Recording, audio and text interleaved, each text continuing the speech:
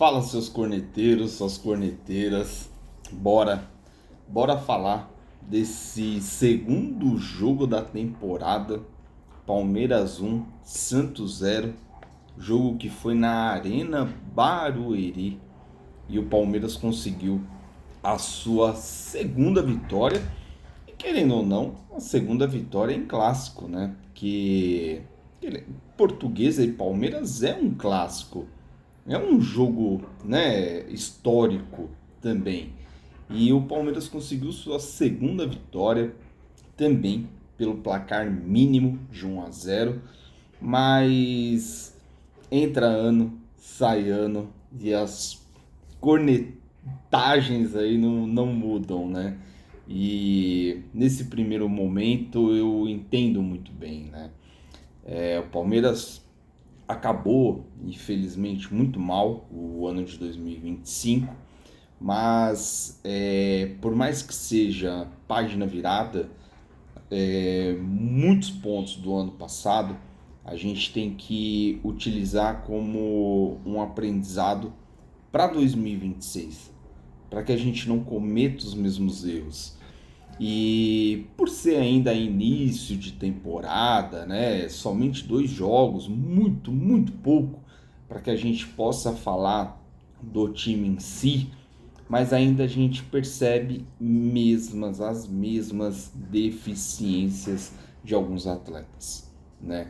E isso é um pouco até história repetida, né? Porque a gente percebe que tem alguns jogadores que não conseguem entregar aquilo que a gente já está acostumado a ver, por mais que alguns tenham um tempo diferente do outro para performar melhor, mas a gente sabe como que funciona o futebol no Brasil. A gente quer um retorno mais rápido, a gente quer uma amostragem que seja satisfatória ao investimento que foi feito. Eu vou colocar um exemplo aqui bem, bem prático aqui para que vocês entendam o que eu estou dizendo. É a diferença num primeiro jogo do Marlon Freitas contra a Portuguesa e ontem um Emiliano Martinez. Pô, mas foi contra a Portuguesa, ok? Mas o Marlon Freitas não tinha o que? Uma semana de Palmeiras. O Emiliano já tá aqui o que? Quase um ano. E você vê a diferença de postura de jogador. E aí eu volto no erro que é do ano passado. Erro de modelo de contratação, modelo de negócio. Que isso prejudicou muito o time do Palmeiras em 2025. Você faz uma contratação caseira, como foi a do Marlon Freitas, você vê a diferença. Porque o cara conhece o futebol daqui. O cara já tem aquela malícia, aquele, né? E esse é um ponto. Mas vamos falar do jogo de ontem. Palmeiras ganhou, mais uma vitória, muito importante para dar moral, para dar confiança aos atletas. Não tem muito o que dizer do jogo em si, é somente o segundo da temporada. Os jogadores ainda estão se soltando, ainda estão trabalhando para chegar no seu melhor físico, né? E também aprimorar cada jogo que passa também a sua habilidade, né? A sua técnica também, porque você vê que os jogadores ainda estão meio duros ainda, o tempo de reação não é aquele que a gente está acostumado, enfim, aqueles toque passa e tudo mais, enfim, você vê que os jogadores ainda estão um pouco enferrujados. Mas para o segundo jogo da temporada é importante dizer que o Palmeiras já conseguiu 2 vitórias, já vai encaminhando muito bem a sua classificação. Lembrando que no Paulista passado o Palmeiras foi classificado com a ajuda da Ponte Preta, né? E esse ano o Palmeiras está caminhando muito bem, o Abel fazendo a mescla ali dos jogadores considerados titulares com os garotos da base, que vem alguns aproveitando as oportunidades e voltando com a analogia que eu fiz no começo, com alguns problemas que a gente percebeu no ano passado que vem para esse, Um dos outros exemplos que eu uso é o Luiz. Por mais que ele fez o gol contra a Portuguesa na primeira rodada, mas você vê que é um garoto que ele tem deficiências.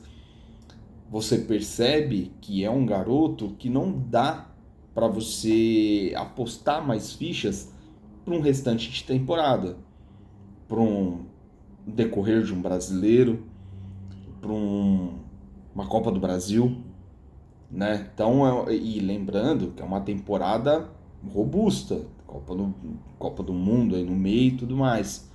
Então, e aí os erros que a diretoria cometeu ano passado precisa se colocar diferente para 26, que é contratações, trazer jogadores experientes, trazer jogadores de peso, jogadores que consigam corresponder da forma como o Marlon Freitas demonstrou conseguir em somente um jogo em uma semana de Palmeiras. Então, do jogo em si, pouco pontuados atletas, porque alguns também é muito redundante você dizer que joga muito bem. Carlos Miguel, para mim, muito seguro. Gustavo Gomes é um monstro diferenciado demais. Gustavo Gomes. Piquerez ainda, né, com a cintura meia dura, mas é sempre um pilar também para esse time do Palmeiras. Gostei bastante do Murilo também. O Flaco Lopes, uma jogada ou outra ali de mais efeito, né? Driblando alguns jogadores e carregando o time. Infelizmente ninguém encostava ali para que ele pudesse fazer a tabela. O Veiga voluntarioso, mas o Veiga ainda bem abaixo do potencial que a gente conhece.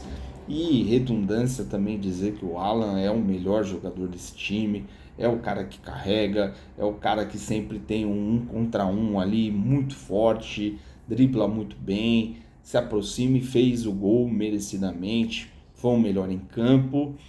E destacar aqui que a Arena Barueri eu até comentei, é uma puta estrutura para a cidade, é um campo muito legal de se assistir um jogo, mas não dá para se utilizar como a casa do Palmeiras o tempo todo. O calor da torcida é outro, enfim, a casa do Palmeiras é o Allianz Parque. É o Allianz Parque. Outra coisa que falha essa diretoria e, enfim, existe, né, os porquês, né? Até porque a Leila tem uma concessão na Arena Barueri, então ela é dona da Arena Barueri por alguns anos. Então é óbvio que, enfim, pressa para arrumar o Allianz Parque para quê, né? E outra, se tiver mais show no Allianz Parque, vamos discutir para quê? Porque eu sou dono da Arena Barueri, o Palmeiras tem outro estádio para jogar. E isso que incomoda, né? Porque não é a casa do Palmeiras. Dito isso, o Palmeiras ganhou bem. O Palmeiras conseguiu eliminar muito bem o Santos, por mais que o Santos ficou um pouco mais com a bola, mas sem qualquer tipo de objetividade ali, não trazendo nenhum perigo pro Palmeiras. E então o Palmeiras segurou bem. Segunda rodada, parabéns, 2 vitórias, isso que importa. Só fazer aqui um ponto para que a gente possa falar do Everton, né? Porque ficou marcado no dia também a despedida do Everton, do Palmeiras. Palmeiras que decidiu aceitar o pedido dele para ser transferido ao Grêmio. Então ele encerra ali um ciclo muito vitorioso pelo Palmeiras. O goleiro ali com maior número de títulos e tudo mais. E agradecer por tudo. O Everton foi muito importante nos títulos que o Palmeiras teve. Também foi um cara bem decisivo em algumas decisões que nós perdemos, mas isso faz parte. E o que fica mesmo é a gratidão, é o obrigado. E ele fez uma escolha, né? Ele entende que a carreira dele ainda tem muito a percorrer, né? Que ele ainda quer jogar. Ele pensou na carreira. E não tá errado, né? Não tá errado. Ele poderia permanecer no Palmeiras, ele poderia ser uma figura totalmente diferente, trazendo experiência, trazendo um apoio maior para o Abel Ferreira nos bastidores, porque era nítido que o Palmeiras trouxe o Carlos Miguel para ser titular. E isso faz parte. O Everton já tem quase 40 anos. Ia ter essa sucessão. Como o Everton foi o sucessor ali do Fernando Praz. E isso faz parte do futebol.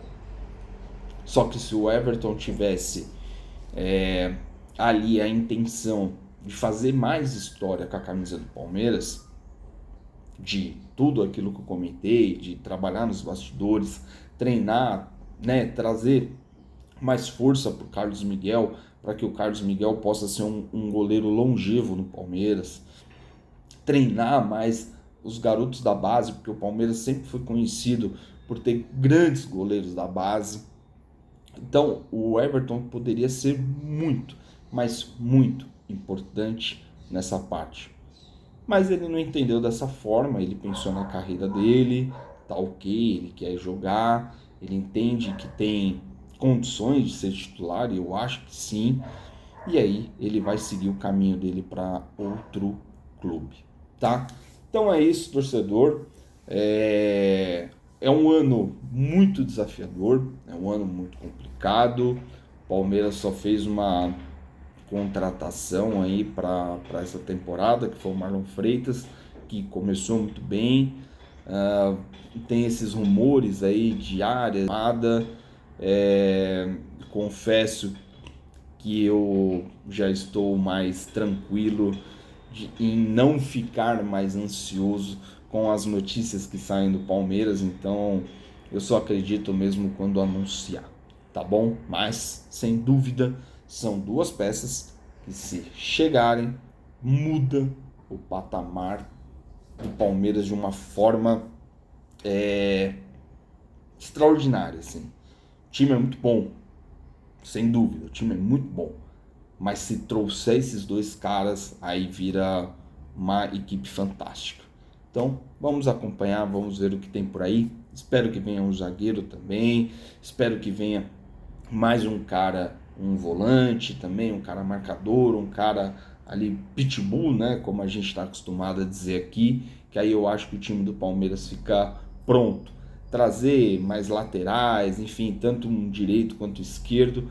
Aí eu já acho que vai ser um pouco mais complicado, por mais que o Giai caiu muito de produção, muito de produção.